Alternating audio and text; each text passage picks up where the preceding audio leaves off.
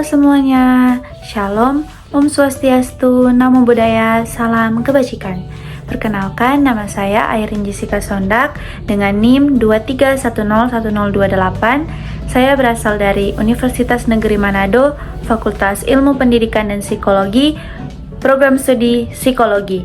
Dan pada saat ini saya membuat video untuk memenuhi tugas mata kuliah tes kognitif dan akan membahas mengenai tes Binet.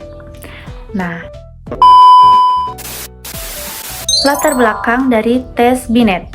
Nah, awal pengembangan pada tahun 1904, Menteri Pendidikan Prancis meminta Alfred Binet mengembangkan metode untuk mengidentifikasi anak yang memerlukan bantuan pendidikan khusus.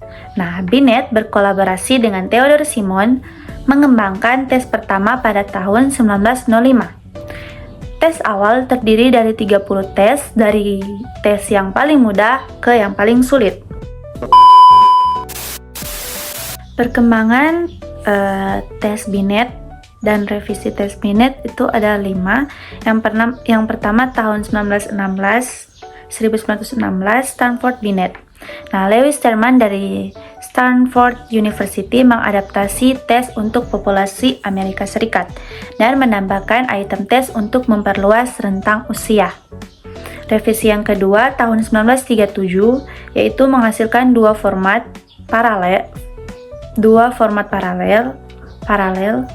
Form L dan M, meningkatkan reliabilitas dan validitas dan memperbaiki standarisasi.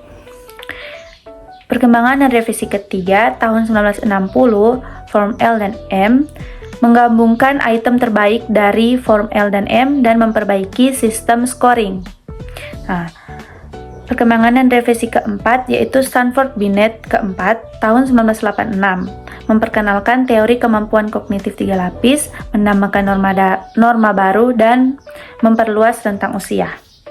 Dan perkembangan dan revisi kelima Stanford Binet 5 2003 menggunakan teori CAHC, Kettle-Horn-Carroll, meningkatkan properti psikometrik dan memperbarui materi tes.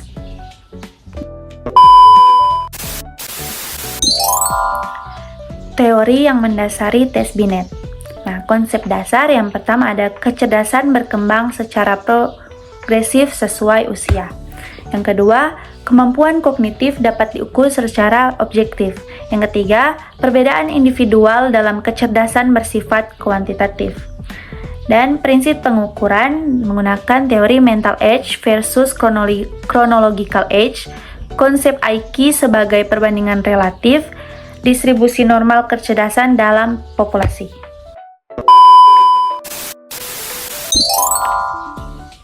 Tujuan dan fungsi tes Binet. Tujuan utama yang pertama ada diagnostik, yaitu mengidentifikasi keterlambatan kognitif, mendiagnosis bakat. Yang ketiga, evaluasi disabilitas intelektual. Dan dalam bidang pendidikan, tes Binet berfungsi untuk penempatan program khusus, perencanaan intervensi, evaluasi kemajuan. Dan untuk klinis, tes Binet berfungsi bagian dari asesmen neuropsikologis, diagnosis diferensial, perencanaan treatment. Untuk fungsi spesifik yaitu untuk screening kemampuan kognitif, penelitian psikologi, konseling karir, dan evaluasi perkembangan.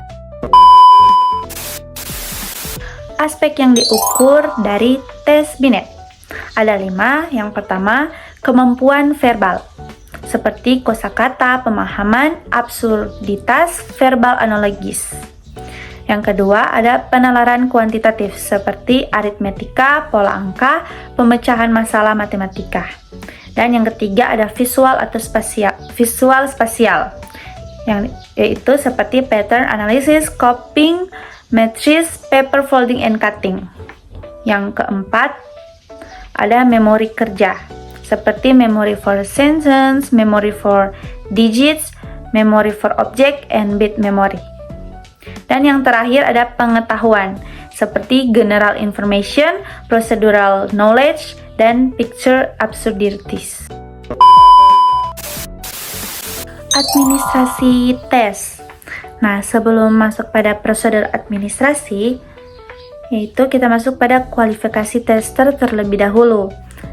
Nah, kualifikasi yang pertama minimal master di bidang psikologi, yang kedua mendapatkan pelatihan khusus administrasi, dan yang ketiga sertifikasi profesional. Nah, prosedur administrasi yang pertama ada persiapan. Persiapan itu termasuk dari review manual, menyiapkan material, dan mengatur lingkungan testing.